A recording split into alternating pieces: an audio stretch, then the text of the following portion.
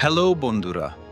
Marble ফ্যানদের জন্য এর চেয়ে বড় খবর আর কি হতে পারে? যে মানুষটি এন্ড গেমে আমাদের বিদায় জানিয়েছিলেন, সেই স্টিভ রজার্স কি তবে ফিরছেন অ্যাভেঞ্জার্স ডুওস মার্ডেতে? ইন্টারনেটে ভাইরাল হওয়া নতুন ট্রেলারটি কি আসলেই সত্যি?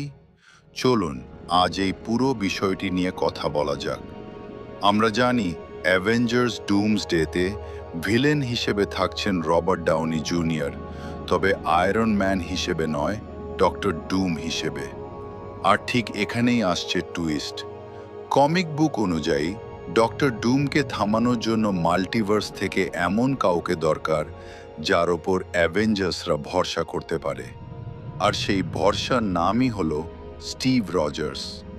ট্রেলারে দেখা যাচ্ছে স্টিভ রজার্স হয়তো আমাদের সেই চেনা বর্তমানের স্টিভ নন, বরং মাল্টিভার্সের অন্য কোনো টাইমলাইনের ক্যাপ্টেন আমেরিকা। অথবা হতে পারে ডক্টর ডুমের তৈরি করা ক্যাওস সামলাতে বুড়ো স্টিভ রজার্সকেই আবারও সুপার সোলজার সিরাম দিয়ে ফিরিয়ে আনা হবে।